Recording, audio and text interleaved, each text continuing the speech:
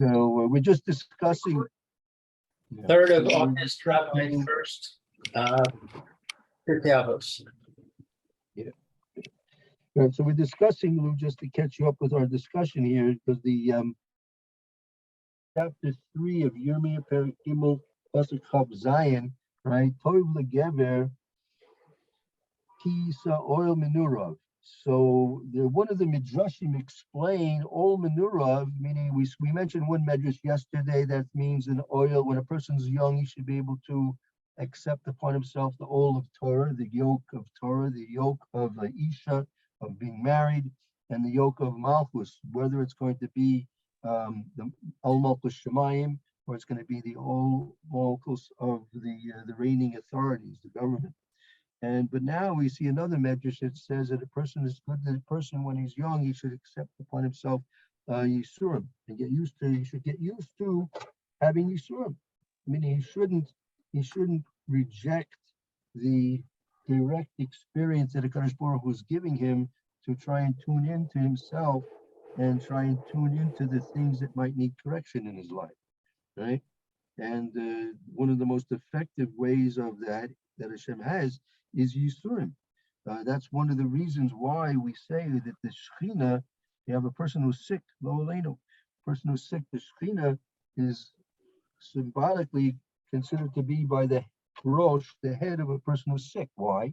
Because a person who's sick, if he's taking his situation seriously and properly, he will be thinking constantly about a Kadosh Baruch Hu. He will be in what they call communion with the Kadosh Baruch Hu on a constant basis. So the Shekhinah is there.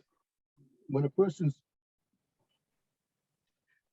feeling good and doing good, and he's out running around, he's playing golf, he's going to his job, right? He's enjoying food at the restaurants, he's going to the theaters, whatever he happens to be doing.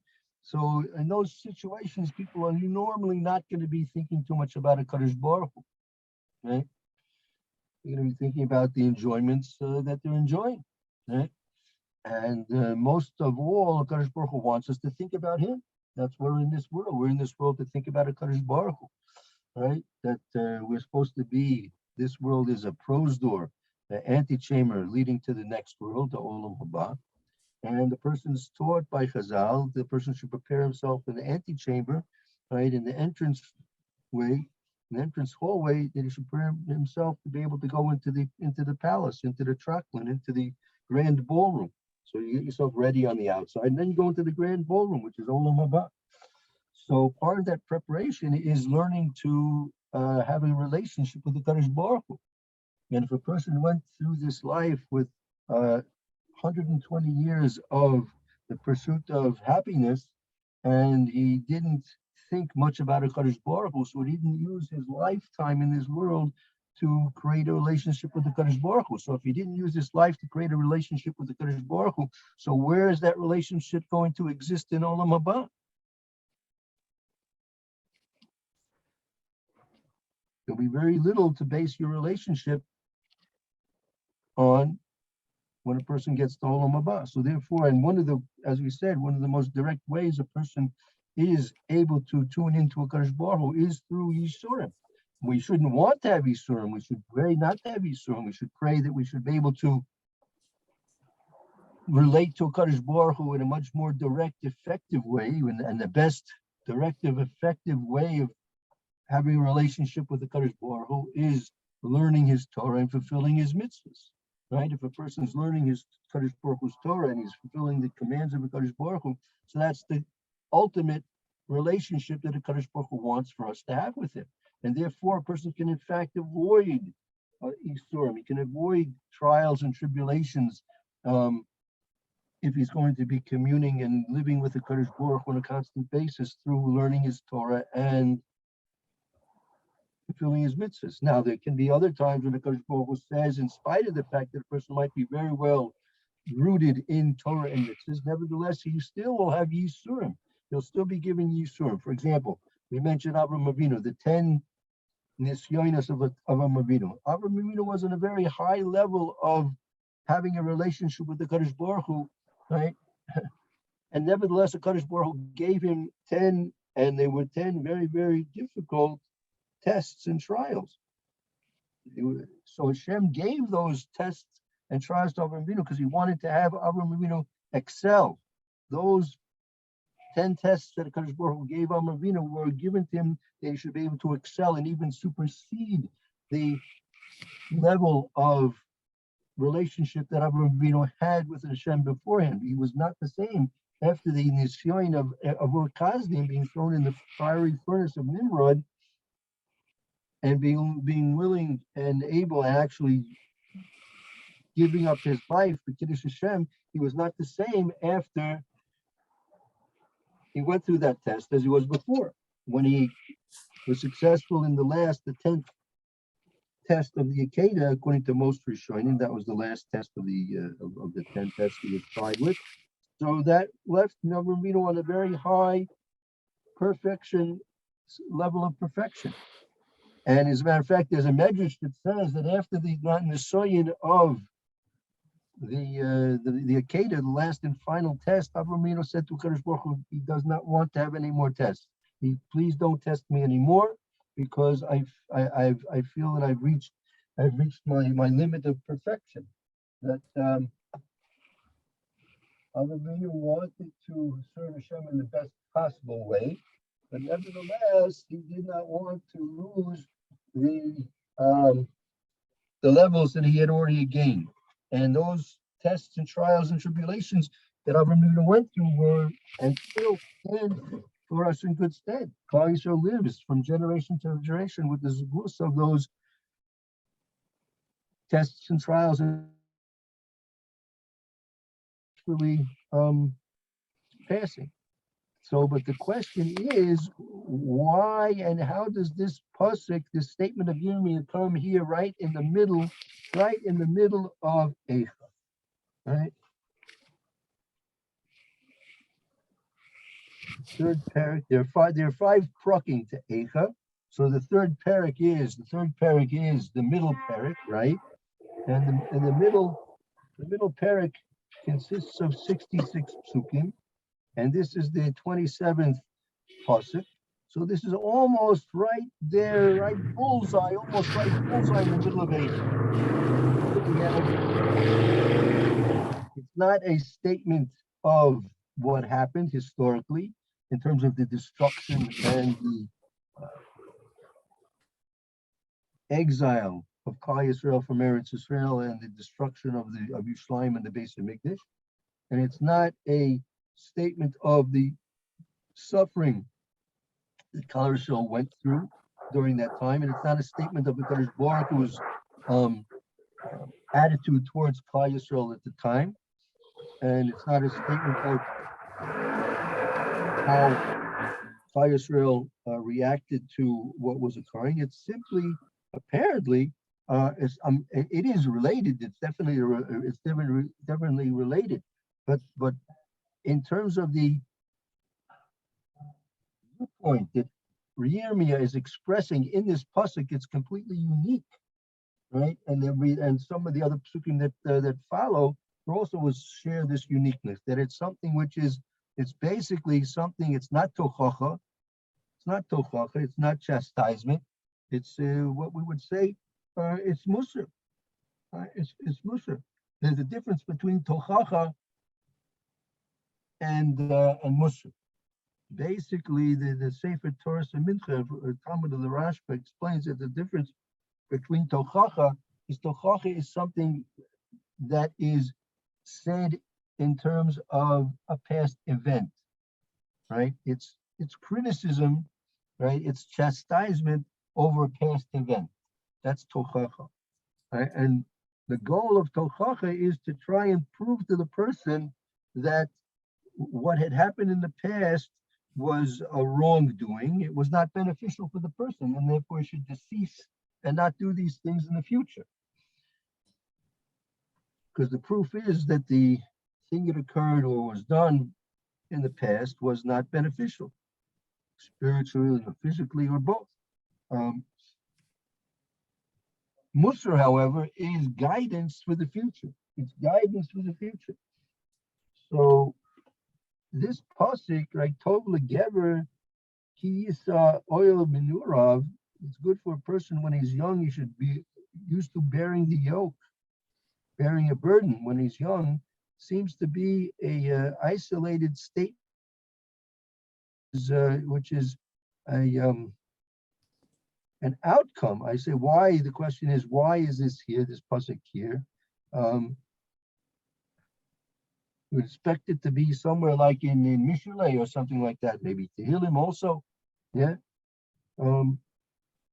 But it's an outgrowth, I think, of the things that Yirmi has been discussing, because of all the trials and tribulations that have been described, the destruction and the terrible pain and suffering that Klal Yisrael had to go through during the Churban and the Golus. So, since these things are something which occurs and did occur, as we see and we have seen through the prophecy of Yirmiyah here in Eicha up till this point, it's therefore good, he's saying now, knowing these things and knowing these things that did occur and they could occur again as a shalom, it's good that a person learns to take seriously the purpose and the suffering of Hashem's communication with the person, even when he's young, and it shouldn't go lost. The opportunity shouldn't go lost. So maybe that's what this pasuk is doing here. All right, let's continue with pasuk Chaf Ches. Yeah, Mary, you were reading, I think. Okay, it says Yeshev Badad the ki natal alav. So let him sit alone and wait. Let's see, wait for. He put it upon him, Natal. Yeah, he has put it upon. Now the question is, what has been put upon him, right? Okay. What has been put upon him, right? So Rashi says, first of Yosef Badad, he should sit by himself, isolated. Misha Irlo Evo, Bitsara, Yeshiv Tumul Yitzapa Latoiva. Persons who has had an occurrence of him of grief and distress. Yeshiv Gamol, he should sit Goimel, he should sit silently and Sapa Latoiva, and he should hope for better times. He should hope for better times. Hope for better times. Yidom Lashon Misma. Right. And he should be silent, meaning don't try and complain. Right? It's better to just realize that these things are coming from a Kadosh Baruch Hu, and they have, through Kadosh Baruch Hu's infinite wisdom, have very true and beneficial purposes, even though it may be, as like the Chafetz Chaim says, it may be a bitter pill. The pill may be bitter, not pleasant at all. It's a bitter pill, but it's certainly not bad. It's definitely for our eventual benefit, whether we realize it or not. And therefore, just be quiet. Just be quiet and hope for better times. Ki natal alav. Ki, Rashi says, ki baal ha-gezeres nasa alav gezerezu. Meaning, the Baal Gezeres, the Kadosh Baruch Hu, he is the one who ultimately makes all decrees. Everything comes ultimately from a Kadosh Baruch Hu. And it's he, a Kadosh Baruch Hu, who is bringing this upon him. So by knowing that this is something that the Kadosh Baruch Hu is bringing upon him, that should be enough that he should simply just sit silently and accept what's happening to him and hope for better times from Kadosh Baruch Hu will be more kind to him. Rabbi, how are you translating Badad B'Yidom? Badad is Yeshiv is to sit Badad in isolation by himself in solitary. Badad is by himself. Yoshev Badad should sit by himself, B'Dom, and be silent. Thank you. Okay. Yeah.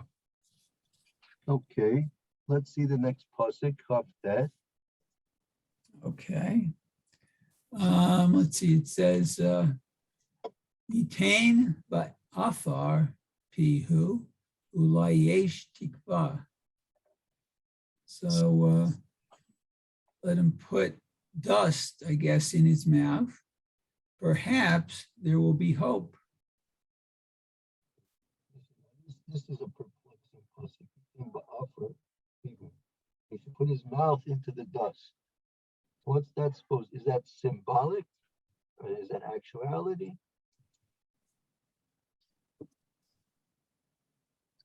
I think it's symbolic. I don't think he's really telling people they should stick their mouth into the dust.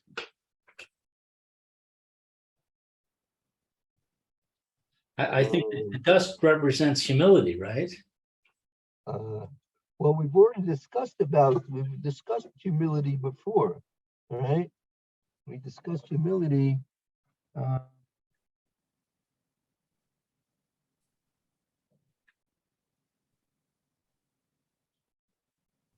Previous pasuk yeah. I think pasuk kaf. Look at pasuk kaf. I think we discussed humility once before. I mean, if it's repeated, that's okay. Also, we don't just because it was mentioned once before doesn't stop us from having to repeat it again. So my English for kaf says, "My soul remembers well and makes me despondent." Yeah. So we saw. I think the Rashi makes it was more of a making a person humble. The pasuk was there, and let's see, with nafshi, right? That was, I think, if I'm not mistaken, Rashi.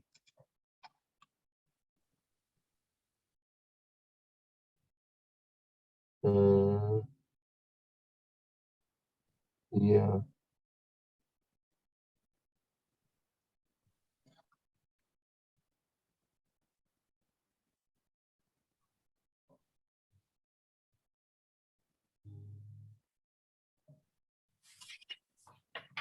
Yeah. Go ahead, Lou. I wonder if it couldn't be a reference to Lashon Hara. He should put his mouth to the dust. He shouldn't be arrogant and speak Lashon Hara.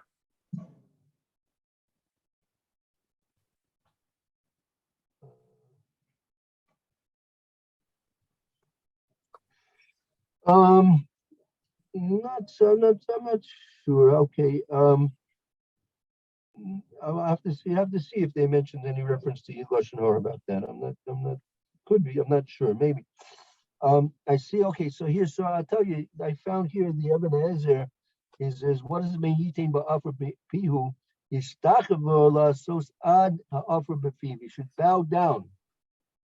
He should bow down until there's dust in his mouth, meaning until his mouth is there, right there, bowing down so far. Ada al afara aretz. He should bow and humble himself physically until the dust of the earth is right there by his mouth.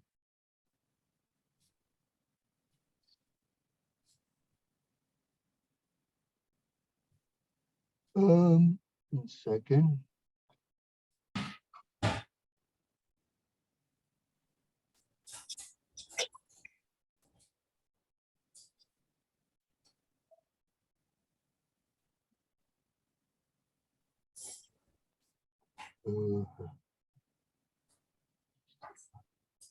Okay.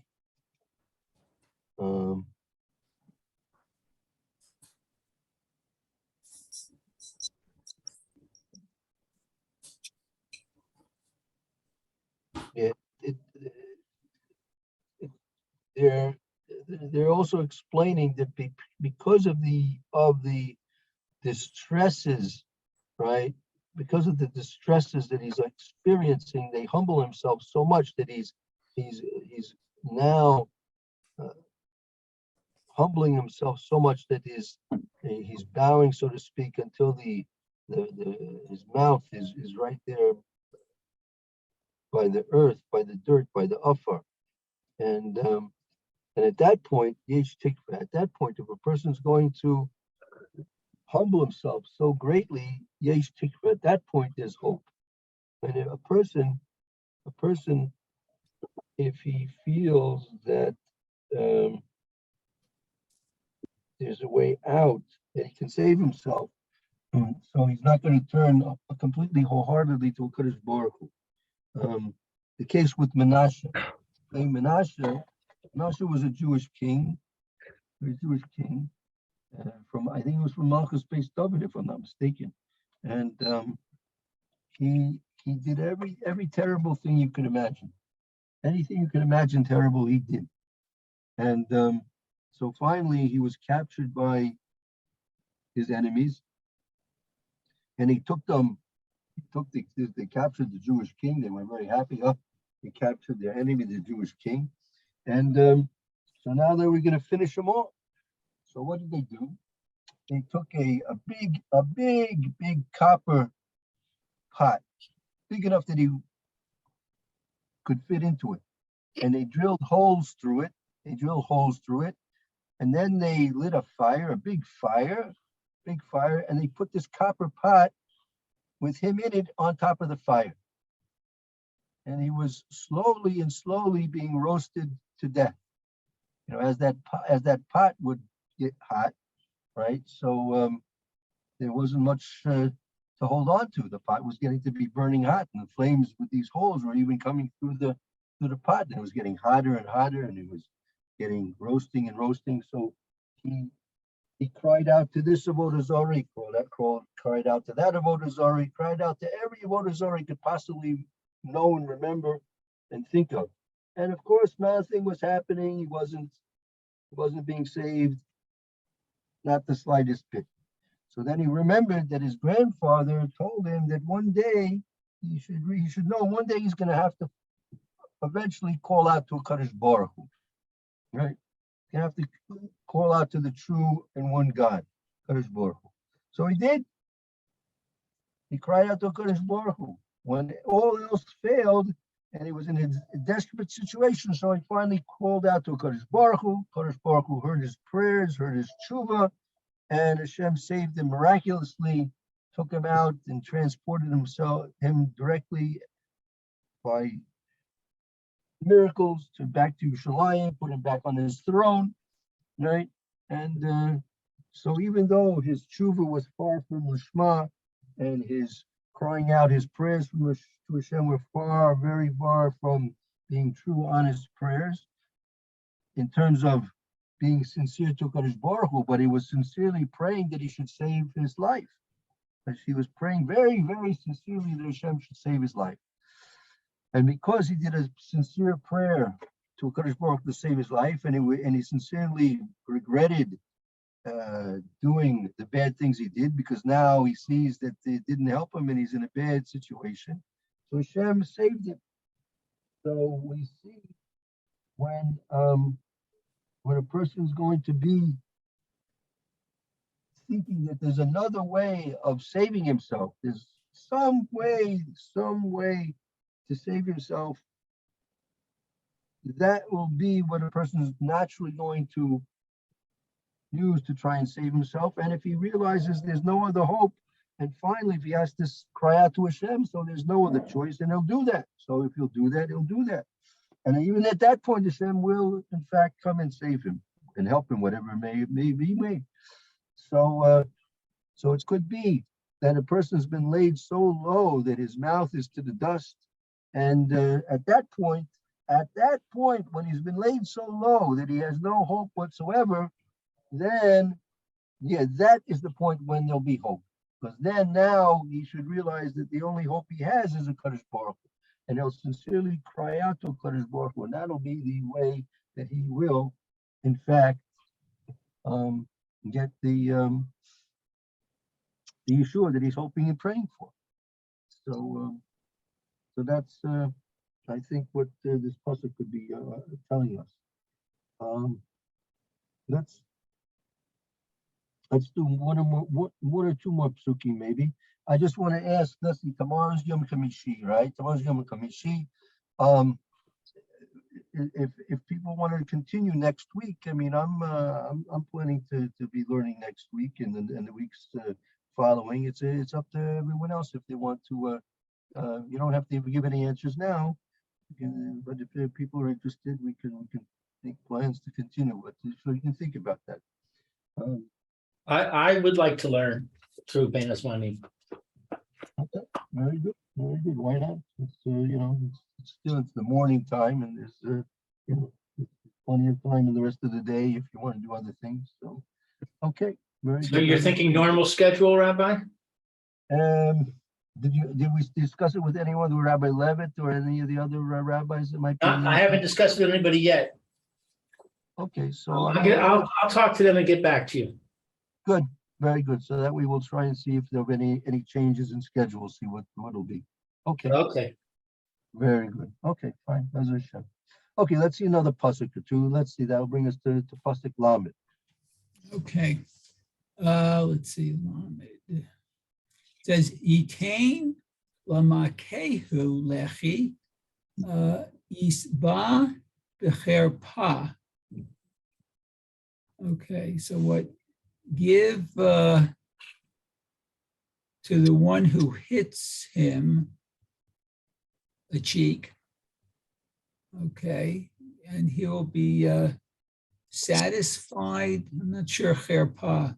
Satisfied. Kerper is shame. Oh, it's shame. Okay. Yeah. Now, at some point, I was taught that this idea of turning the other cheek is not a Jewish idea, but it seems like it is. Okay. Well, we need to what does this mean here? You're understanding this statement of Yirmiyah as meaning turn the other cheek, right? Right. Okay? But in fact, it's not that at all. And look what it says: Yitain lamakehu lechi. Give your cheek to the one who's hitting you. It's not saying turn the other cheek. It's saying give your cheek to the one who's hitting you. I don't get the difference. If he's hitting you, turn the other cheek says that don't hit him back. Let him hit you again. I'm not sure about letting you hit him again. It's saying don't. It's saying don't retaliate. Don't turn the other cheek. Seems to me don't retaliate. Okay? Right. But So that is a Jewish idea. What? So that is a legitimate Jewish idea. No. Where do you see that? I'm not sure if this pasuk indicates that at all. That's what I'm asking. I don't think so. I think it's saying something different. Meaning, if the person, when a person's hitting, you should give your cheek to them to, like, not that it's not saying don't retaliate. That's another issue. Whether you should retaliate or not, that doesn't say. All I see from this pasuk is that when a person's being attacked, right, he should not simply not resist, but he should even offer himself to those who are attacking him. What does it mean? Yitain lamakehu lechi.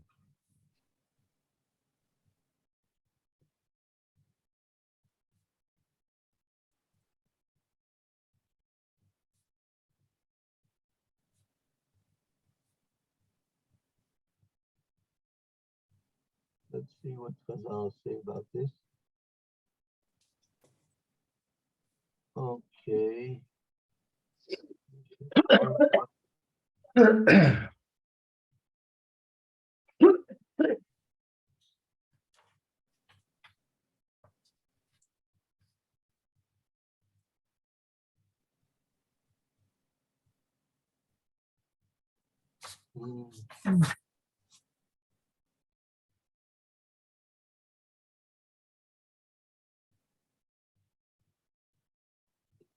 Yeah.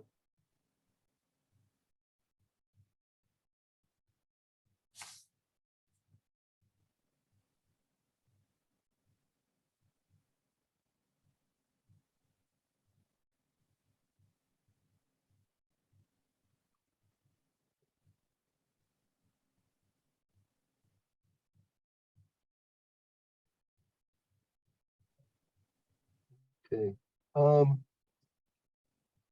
We'll have to, I want to stop here. We still have to figure this out, what this means. Not sure yet. Okay. See, they apply this, this pasuk to Klal Yisrael's experience in Gullus, right? That that through our experience in Gullus,